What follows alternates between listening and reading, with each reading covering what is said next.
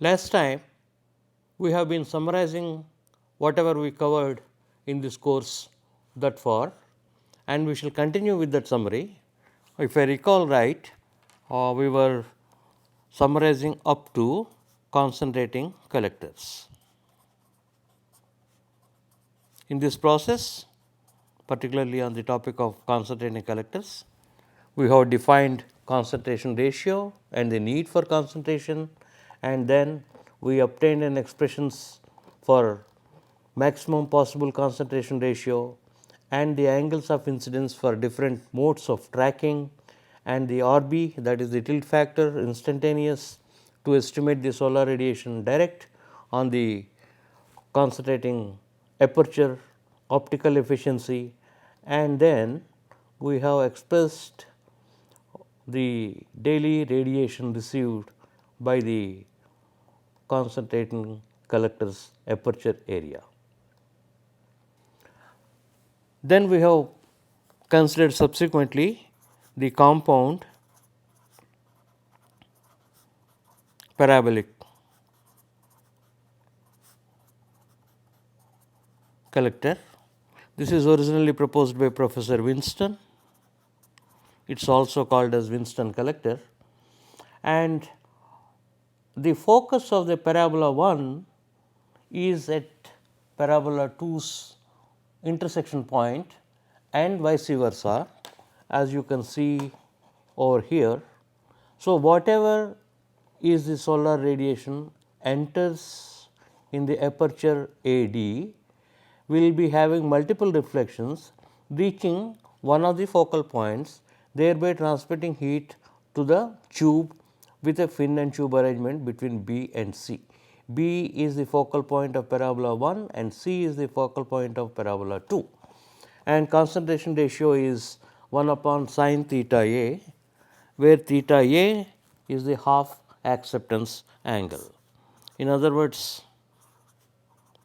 the solar rays beyond the angle of incidence between theta A and beyond that, they will not, they enter, but they reflect backwards, they do not reach the absorbing surface.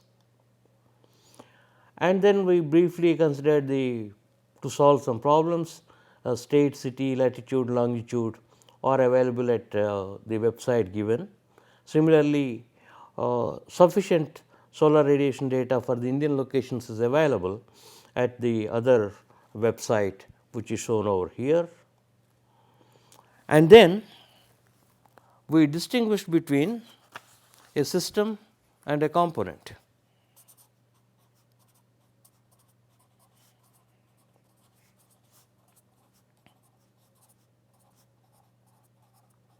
Solar collector is only a component in the system, and the system consists of several other components like storage tank, pump, controls, heat exchangers and pipes, and the associated losses or the heat exchanger penalties, which makes the performance of the system different as compared to the just the performance of the solar collector so far, which we have been doing.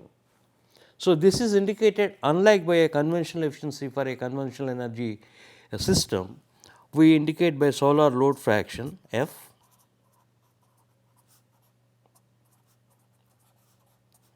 It is the fraction of the load on the solar energy system that is met by the solar energy.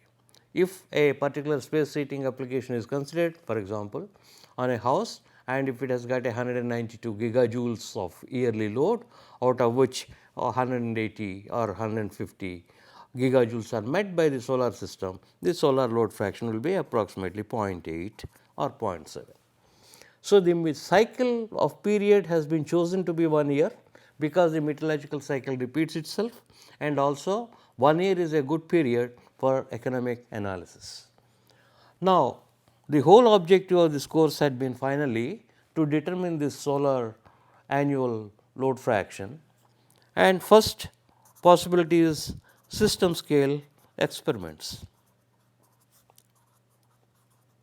Here is where we recognize the difference between the conventional energy systems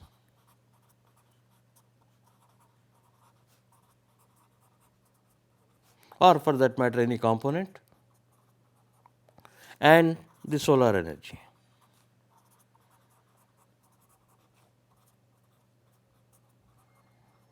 A conventional energy system, but for minor differences, is likely to perform similarly given the same input wherever it is located.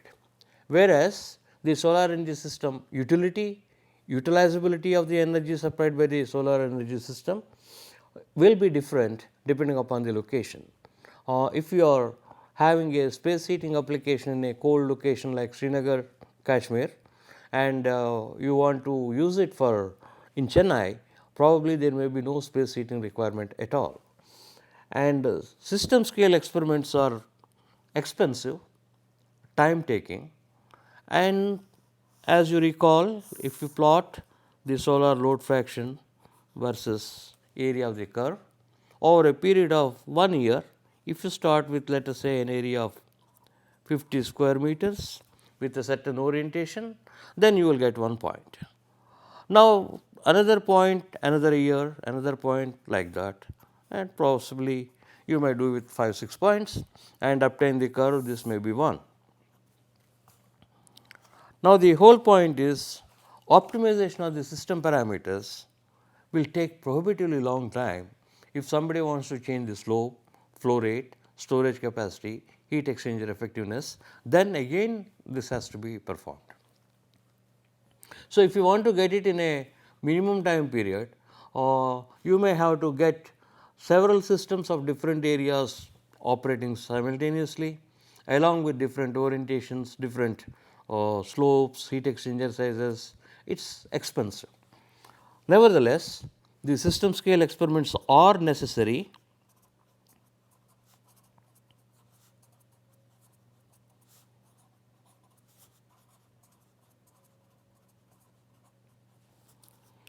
to, for example, validate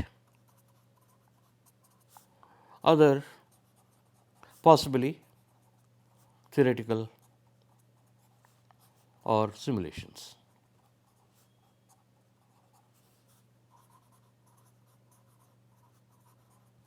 Okay. Then also practical difficulties and deviations from our assumptions and approximations.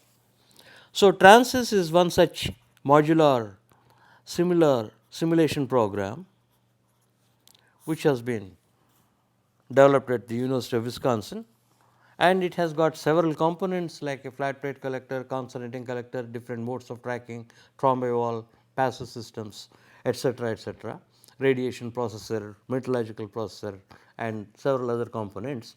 So, one can link up the required components and obtain the solar energy performance over a system and change the flow rate or any of the other parameters associated with the system and obtain the performance of relatively very short time compared to system scale experiments. So, this is, however, this also has got certain limitations, requires large database, computational power,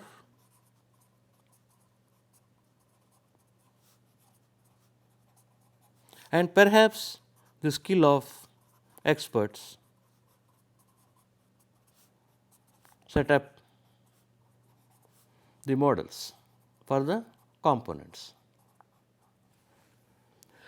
And while this is certainly justified and while this is certainly practically meaningful compared to system scale experiment for large systems, if you have a domestic hot water system DHW, maybe in the Indian context supplying about 60 liters per day at let us say 60 degrees C, this may require approximately 1.5 to 2 meter square of collector area with a standard storage tank of 70 liters capacity or 75 liters capacity, and this may be about 20,000 rupees.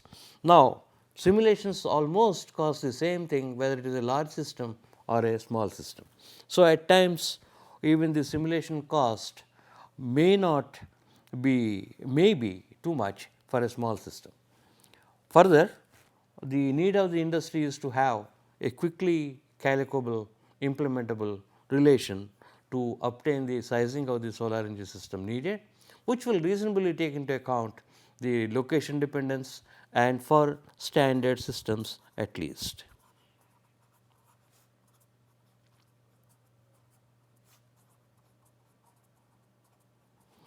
So, the F chart method and the phi bar F chart method, once again developed at the University of Wisconsin,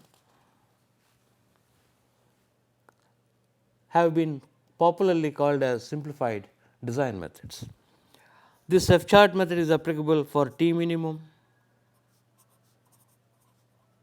So, if the supply of energy is above 20 degrees C, you can apply the F chart method, and the correlation has been developed for certain ranges of the parameters which have been listed over here, 0.6 to 0.9 for tau alpha normal, similarly area, overall loss coefficient, slope, and the building loss coefficient, which we have explained in the detailed lectures. So, this F has been correlated as a function of two non-dimensional parameters. One, the non-dimensional collector loss,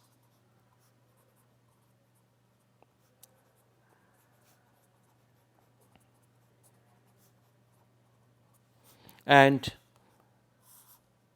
the non-dimensional absorbed energy.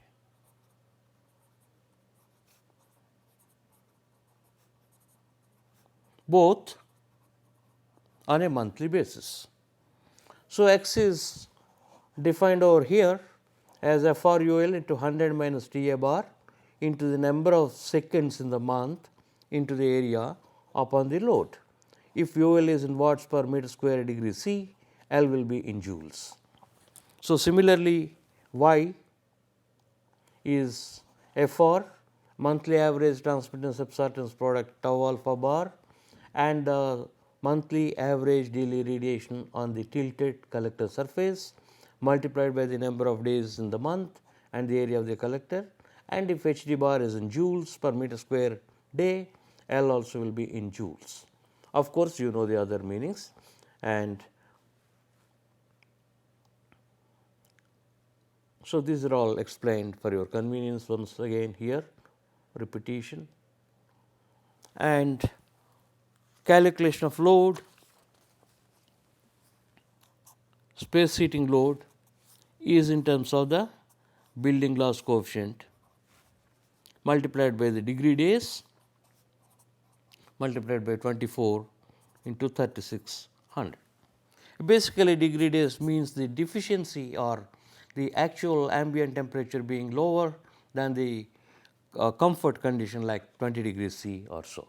The deficit is indicated by degree day irrespective of the method of evaluation, and then domestic hot water requirement load will be mass of the water that you require multiplied by the specific heat into mains temperature TW minus Tm, the temperature at which water is desired minus the temperature of the mains, the supply temperature. Let us also clarify this TW has nothing to do with the T minimum of 20 C. 20 C and above is acceptable to us, and TW is the set point temperature, and if you compare with a conventional geyser, you may set the thermostat at 60 or 50 or 40. So, this TW is something like this, which is used to estimate only the load, not to be confused that the solar energy system is going to supply at TW. So, the amount of energy saved will depend upon how much of mass of the water is delivered by the solar energy system and at what average temperature or instantaneous temperature one can estimate, and compare it to the total amount of domestic hot water load, that will be the fraction met by the solar energy system. So, the relations once again F for the air systems is given over here, first one, and there are corrections for x if the flow rate is different from the standard flow rate of 10 liters per second per meter square of the collector area, and then you have got a correction for the storage, actual storage capacity by the standard storage raised to the power minus 0.30, and the standard storage in this case is 0.25 meter cube per meter square of collector area. Pebbles. A pebble bed storage is usually used for air systems. So, similar relation is given for the liquid based systems. These numbers 1.04, 1.029, they slightly differ, and you have got Xc upon X. If the storage capacity is different from the standard storage capacity, you correct X, and this relation is valid between 0.5 to 4 of the ratio of actual storage capacity to the standard storage capacity. And then the liquid based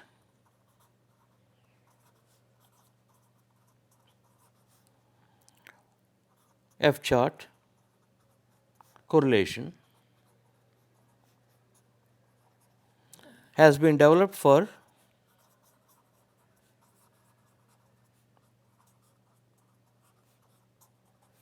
epsilon L C minimum by UAH is equal to 2, epsilon C minimum by UAH equal to 2. So, if the heat exchanger is larger or smaller, the performance will be slightly different, and again the F chart variable X is corrected depending upon the actual size or effectiveness of the heat exchanger. Then F chart has been made useful for service heating, that is,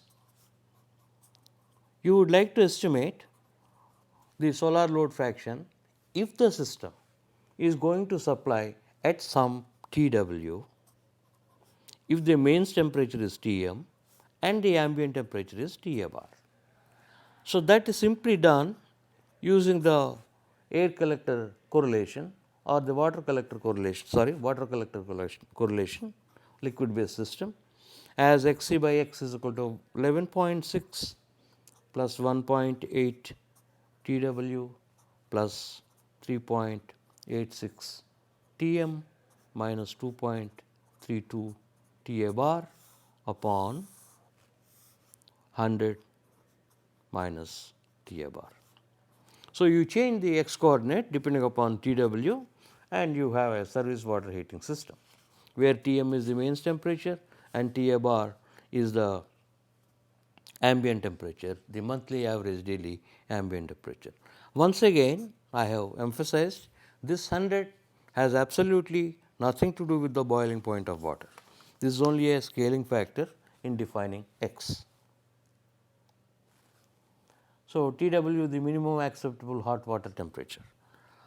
Now, in order that you calculate the solar load fraction F for a system supplying energy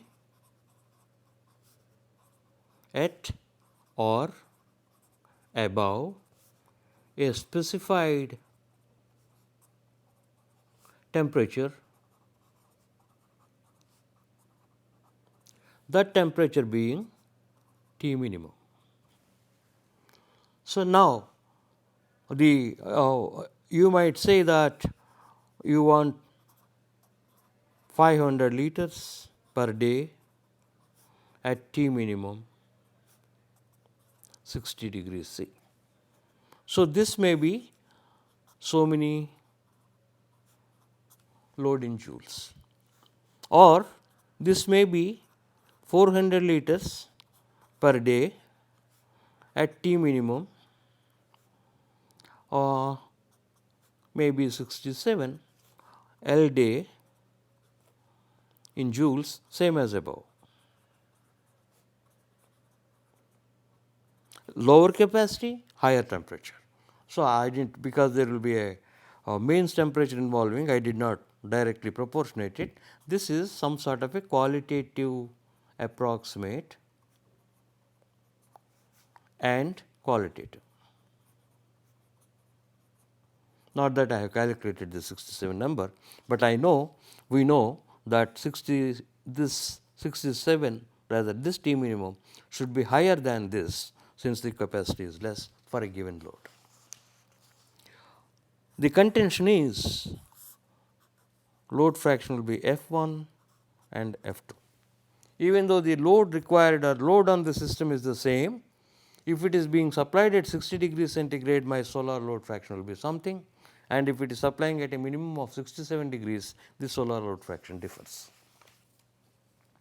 So, we have already introduced the critical level, critical solar radiation level, I see as Fr.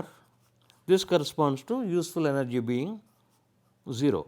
In other words, the solar radiation falling on the collector surface is just sufficient to meet the losses corresponding to that temperature, this on an instantaneous basis. If Ti is the inlet temperature, then IC will be given by this, including this time factor delta T. So, if I define what I call the monthly average daily utilizability, monthly average daily utilizability, let me write it because it is a tongue twister, monthly average daily utilizability. So, basically phi bar is the ratio of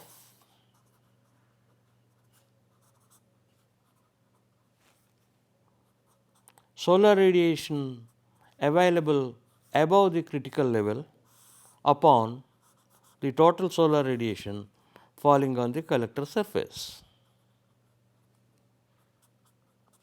So, if IT is the solar radiation for any given hour and IC is the corresponding hourly scale critical radiation, when this is positive, there is some supply of energy, and I sum up all these things. When it is negative, I will treat it as 0, that is the meaning of the superscript plus, meaning if the solar radiation falling on the collector is less than the critical solar radiation level, the pump is shut off and we do not intend to cool the fluid. So, this is a good indicator of how much of solar radiation is available to you to supply the quality of energy that you desired.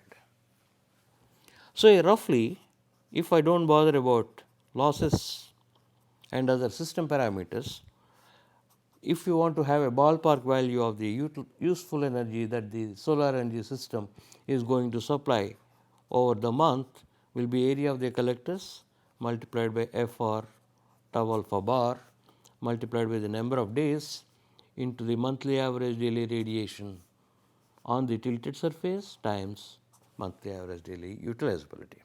So, this is the solar radiation available above the critical level multiplied by the number of days and optical efficiency and the heat removal factor of the collector being proportional to the area of the collector.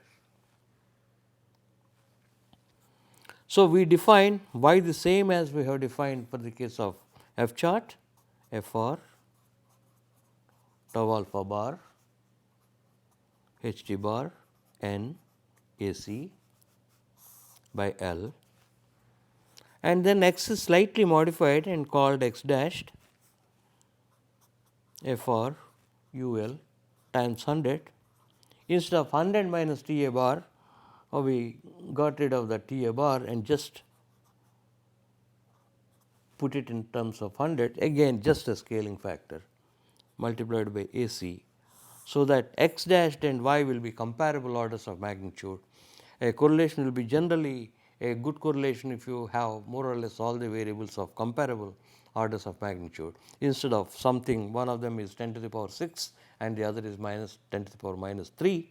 The effect of that variable in the scale of 10 to the power minus 3 shall not be recognized in general any of the calculations by the load L. So, you have got, after number of simulations, Klein and others have correlated the monthly solar load fraction to phi bar max y. I will tell you why it is called max, minus 0.015 exponential 3.85 f. This I am rewriting to just say that it is a 1 minus exp minus 0.15 x dashed times Rs to the power 0.76, where Rs is the ratio of standard storage to the actual storage. So, the correlation contains the effect of the storage. Now, phi bar is a meteorologic statistic which combines with the operating condition. So, given a location and the solar radiation distribution from day to day, if the system is supplying energy at 60 degrees, 50 degrees, 70 degrees, the solar radiation available to you above the critical level will be different. So, phi bar will be different. So, this is a good indicator of combining the meteorological statistic and the operating parameter, the main one being the critical radiation level or the temperature at which you desire the energy delivery. This has been correlated by Klein as exponential A plus B Rn upon R bar, okay, times Xc bar plus C Xc bar square, where Xc bar is the non-dimensional critical level which we have defined. We should go into non-dimensional critical level, and A, B, C are defined in terms of the clearness index, of course, as such Xc bar, which I will call it minimum. If I write it in terms of IC minimum compared to T minimum, this is nothing but the critical radiation level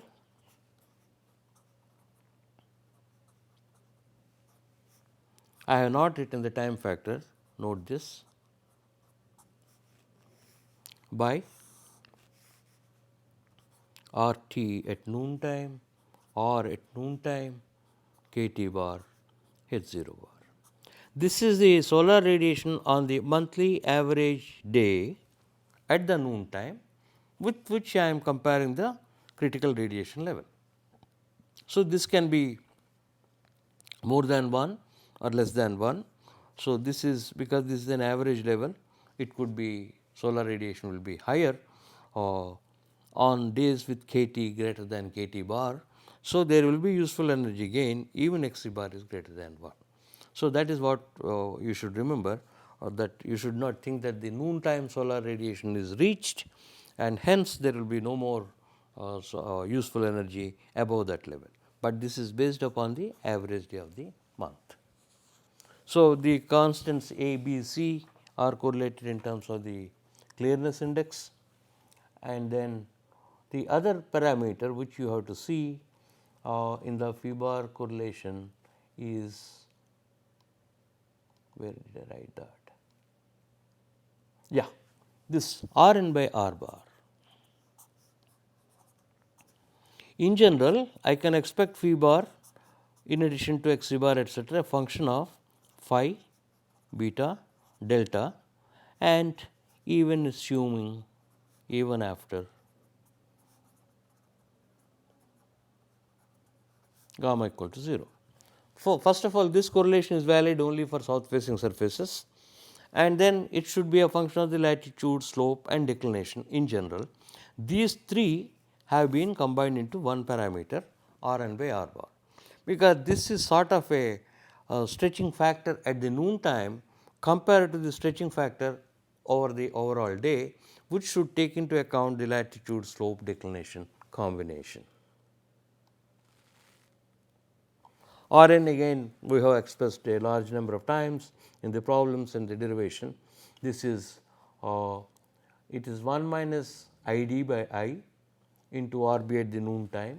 This is Id by I times 1 plus cos beta by 2 into 1 minus cos beta by 2 into ground reflectivity rho. So, later on a little more general approach has been followed and a equivalent mean day utilizability has been defined as omega C1 to omega C2 and IT star the distribution of the solar radiation of the equivalent mean day minus IC integrated between two limits omega C1 and omega C2 upon the omega SR to omega SS IT star d omega. As a matter of fact, it could be minus omega S to plus omega S also, or and assuming that you take care of the beam radiation component. In other words, certain parts IT star will be non-zero or only diffuse radiation. This can be explained, this omega C1 and omega C2, the critical, it need not be necessarily symmetric, gamma can be 0 or gamma need not be equal to 0, minus omega S plus omega S, this is IC. So, this will be omega C1, omega C2. So, by choosing to integrate between omega C1 and omega C2, we do not worry about IT star minus IC is always greater than or equal to 0 in omega C1 less than omega C2. Okay? So, it can be separated and one can integrate. In fact, it can be done, it has been done. So, this is obtained by IT star omega C1 equal to IT star at omega C1 equal to IT star omega C2 equal to my critical radiation level. So, that equivalent mean day I have not yet defined. What it means is, if this is the Lou Jordan curve and this is the cumulative frequency kT and this may be approximately 1, this may be kT bar is equal to 0.67, this is some kT minimum. So, this is on the day with kT equal to kT min, IT noon equal to IC. So, these days QU equal to 0 and these days QU is greater than or equal to 0. So, I will ignore these days and find out average of the clearness indices from here to here. This is my kT bar star. So, IT star hourly radiation on a day with kT bar star. We have in detail explained about how to find out this kT minimum by equating the noontime radiation to the IC. You will find out unknown kT, that will be the kT minimum. So, the logic is the monthly average useful energy sort of multiplied by kT bar into number of days into H0 bar into R bar. Let us look at it what this is. H0 bar into kT bar is H bar, the monthly average daily radiation on a horizontal surface, multiplied by R bar on the tilted surface, multiplied by N is the total radiation multiplied by phi bar is the solar radiation above the critical level based upon all the number of days in the month. That should be equal to, no matter, though I calculate an EMD, then I shall use the number of days NC. Once again, if this is my curve, this is N1,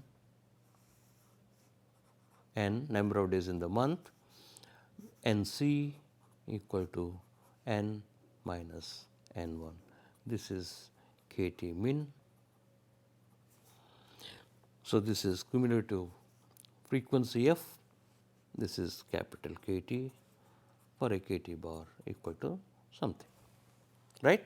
So, this 0 to 1 can be transformed into n is equal to 1 to 30 or 31. So, I know for simplicity I am writing it in terms of the number of days rather than the cumulative fraction. So, phi EMD into NC into KT bar star times H0 bar star into R bar star. What it means is, the solar radiation available to you above the critical level based on the monthly average daily utility and the total radiation for the month over all the days n should be the same as the solar radiation available to you above the critical level on the days of KT beyond KT minimum, above KT minimum, because for KT less than KT minimum there is no contribution to solar energy. That negative contribution is not taken into account in calculating the utilizability. So, that should be the single day EMD utilizability multiplied with the corresponding numbers. From this you can easily calculate phi bar if phi EMD is known. So, which we already have got, phi bar should be simply NC KT bar star R bar star by N KT bar R bar into phi EMD. So, you make a single day calculation, you will get the monthly average daily utilizability, and this is easy to calculate for a concentrating collector or gamma not equal to 0, except when the RB factor is complicated and not integrable, otherwise it can be done. And for modes 2 and 3 you can of concentrating collectors tract, or you can have a numerical integration procedure to get the phi EMD. Originally in the phi bar F chart method, we did not include the tank losses or the heat exchanger. Phi bar F chart correlation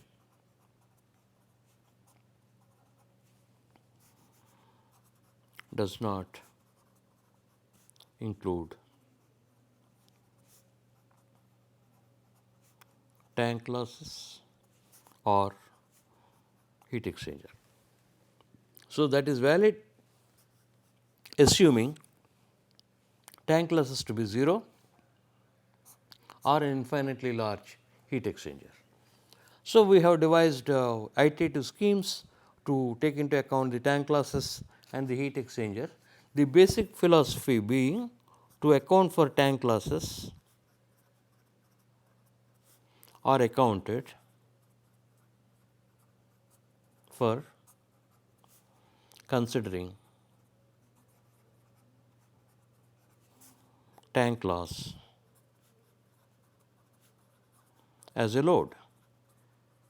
So, first you guess a tank temperature and calculate the tank losses, consider it to be a part of the load, estimate the phi bar F chart and set up an iterative using the phi bar F chart, find out F and set up a iterative scheme to check whether the guess temperature is correct or not. Similarly, heat exchanger effect is to enhance T minimum to some T minimum plus delta T. Because there is a certain loss across the heat exchanger, the collector has to supply essentially energy at a higher temperature. Consequently, it is a penalty on the performance of the collector. So, you calculate utilizability etc., assuming T minimum plus delta T as a minimum temperature required. In so doing, you will arrive again with a guessed solar load fraction corresponding to this delta T, and you set up whether the amount of energy transferred across this delta T by the heat exchanger is equal to the energy as estimated from the solar load fraction and multiplied by the load on the system. That will set up the objective function to iterate delta T. Of course, both can be simultaneously taken into account.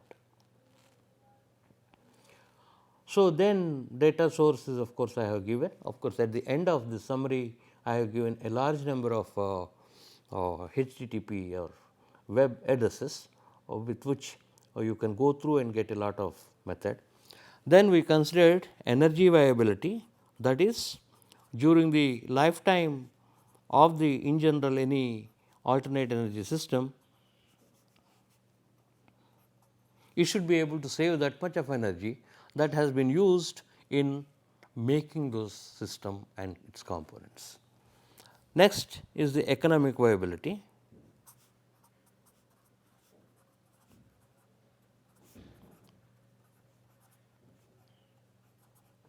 There are several indicators like payback period. Now, you calculate whether if the investment is something like 10,000 rupees and you are going to save 2,000 rupees, then payback period may be per year, payback period may be 5 years. Of course, it can be analysis can be complicated by taking into account the inflation of the fuel rate, inflation of depreciation of the equipment and bank interest, etc., etc. Nevertheless, payback period is something which is indicative, and that should be, if it is less than the life cycle or the lifetime of the energy system or any other system, then it is viable, otherwise it is not.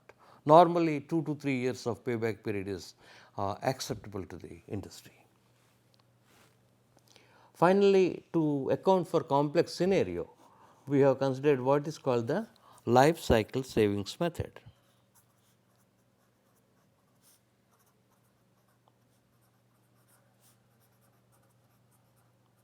In short, this is the money saved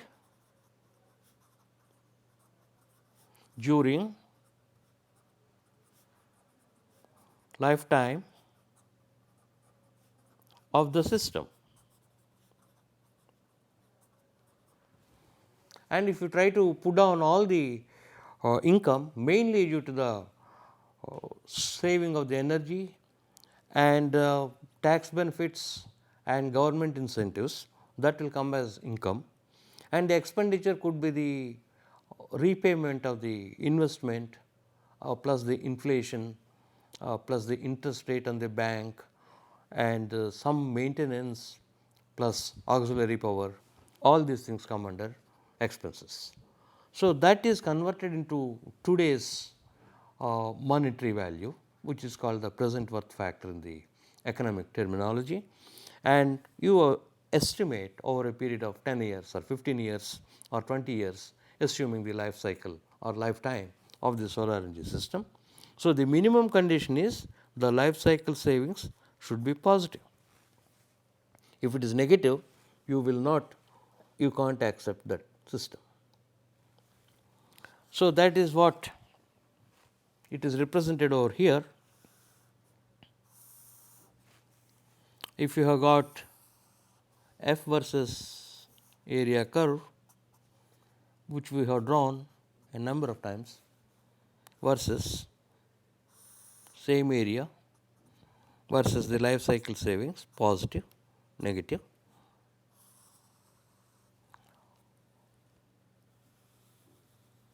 This is as mathematical way of saying if area approaches 0 for very, very small areas, the energy delivered is almost 0, consequently the saving is 0, but the other expenses will remain because you have got the system components. In other words, somebody forgot to put the collectors.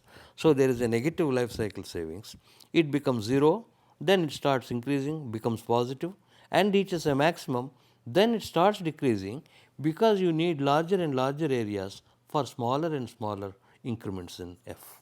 Okay?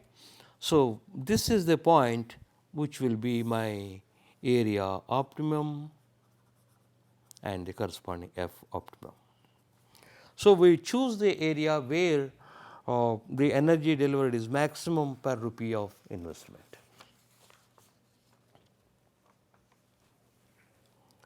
So, this has been actually modeled by Brandmühl and Beckman, the so called P1, P2 method, which are the economic indicators.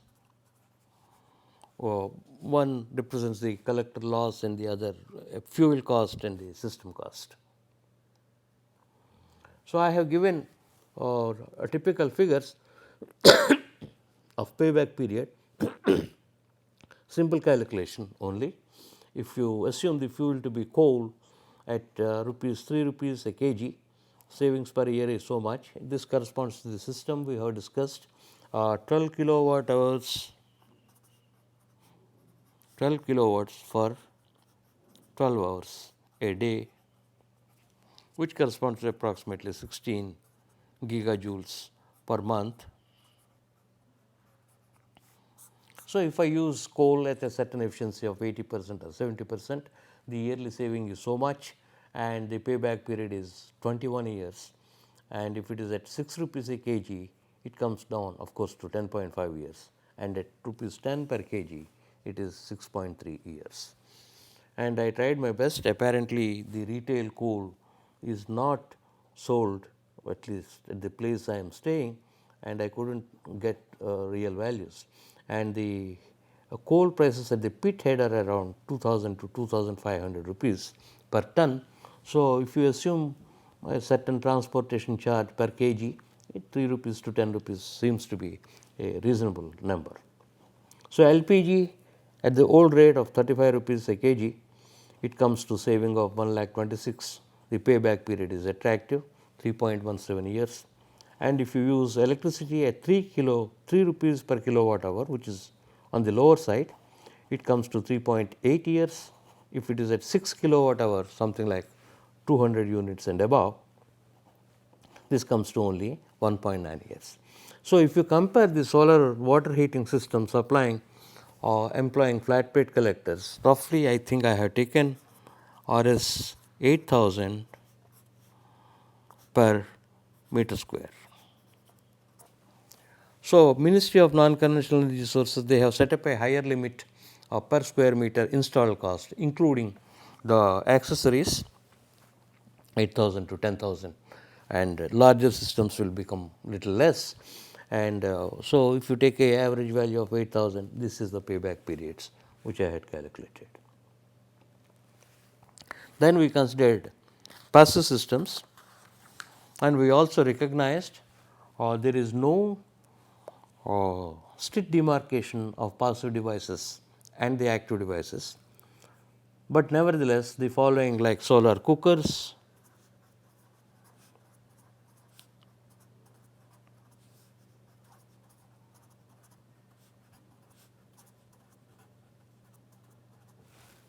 and solar stills. This is desalination, produces distilled water. Greenhouse, this can be used in conjunction with a house to keep the house warmer or plants surviving in severe winter, or can be used even as a drying mechanism for something like coffee, tea. Solar ponds, this is basically the concept of combining a collector and a solar device. And then a Trombe valve, it is basically a valve with an air gap through which air circulates, and during the daytime it picks up the heat and it warms the room inside, and natural circulation loop is set up. A direct gain window, if you have colder locations, a south facing window in the northern hemisphere allows the sunlight in winter and does not allow if there is a shade overhang or the shade that much in summer. So, this can be used for passive heating of the rooms. Then in this context I mentioned the shading. So, that is obtained by overhangs or wing walls. This is typically if this is a window,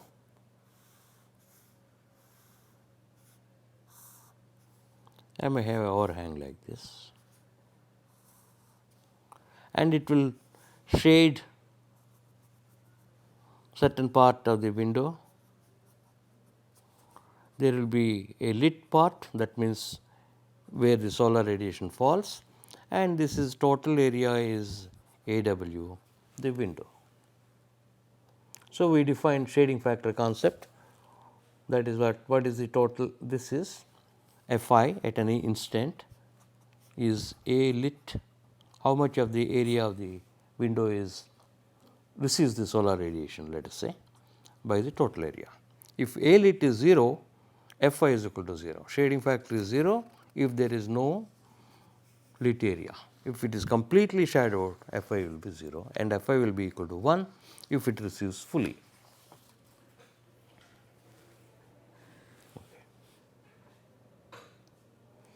So, average or daily value again has been calculated like we do for the tilt factor for direct radiation, IB, RB, Fi d omega upon IB, RB d omega, omega SR to omega SS. It is exactly the, if I say phi is equal to 1, it becomes your IB RB in defining RB bar, and except I remove RB also in the denominator. So, since RB is there, I have put omega SR to omega SS, whereas in the definition of RB bar, you may recall the denominator is from sunrise to sunset. And this can be more easily calculated under extraterrestrial conditions like we have done for RB bar.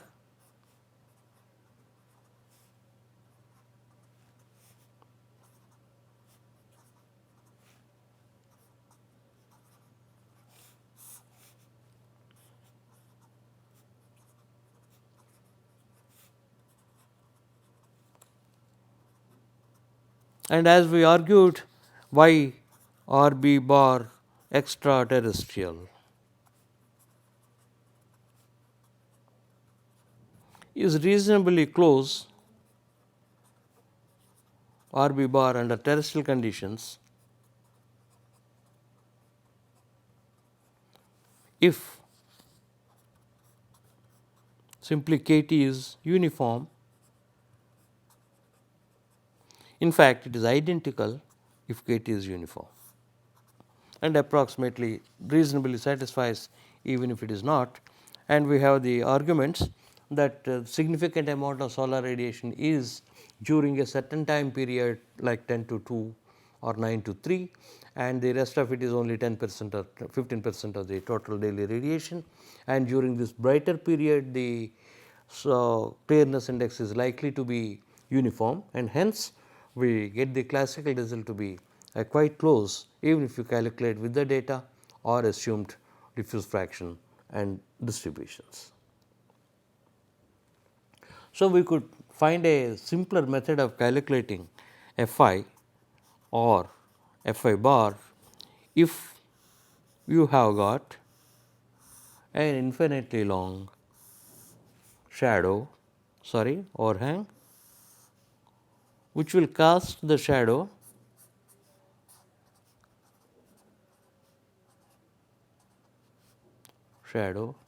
always rectangular. If the overhang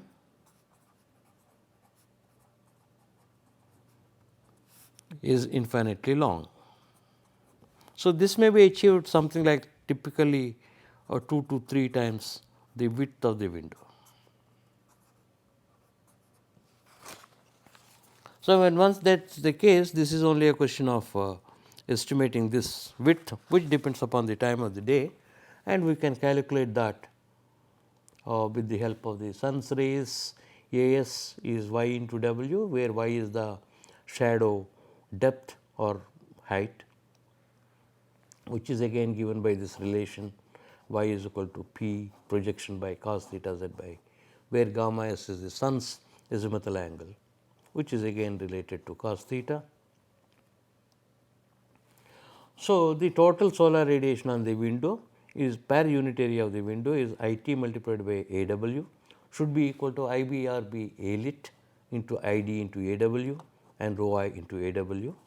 Then finally, IT there contains A lit by AW giving you Fi, and if I write it on the daily basis, you have got a Fi bar.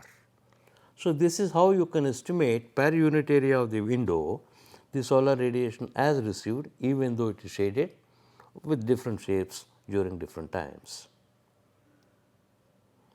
So, this is a old picture that we have recalled to show you the sun's azimuthal angle, projection of the sun's ray on the horizontal plane, this is the projection. The deviation from the north south line is the gamma s, the sun's azimuthal angle. Okay? This is the gamma s. So, Fi instantaneous can be with simple geometry using the previous relation for y is nothing but Fi is equal to 1 minus tan psi by Rb, where psi is the angle between a plane that is joining the edge of the overhang to the base of the window. So, the simple optics law is that whatever is the solar radiation entering through the aperture will reach the sun. So, I will forget about the window and the overhang system, simply this is psi and this is 90 degrees, beta is 90 degrees plus psi. So, this is a tilted surface facing whatever is the azimuthal angle of the window is with a beta equal to 90 plus psi. So, just you have to evaluate Rb bar for that. Correspondingly, you can write down your Fi bar infinity in terms of tan psi by Rb, etc. So, if you want to calculate a monthly average daily radiation or the Fi bar without calculating going through the Fi bar, you just calculate the daily radiation or the monthly average daily radiation on the plane which joins the edge of the overhang to the base of the window. But this is under the assumption that the overhang is infinitely long.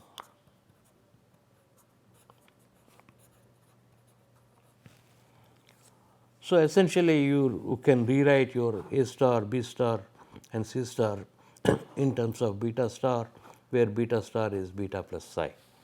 And okay, these are the standard ABCs for your cos theta expression, A plus B cos omega plus C sin omega, which we have used a large number of times.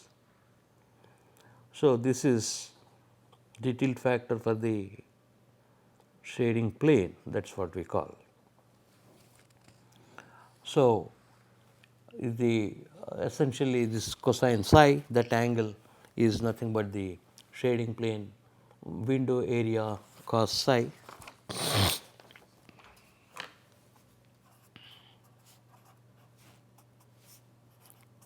by A SHP. A SHP is the shading plane area. So, this is popularly called the shading plane concept. It is simple optic principle, whatever process that, just like the pressure drag. So, that is what I have shown here. So, this is the shading plane ASHP. So, you can basically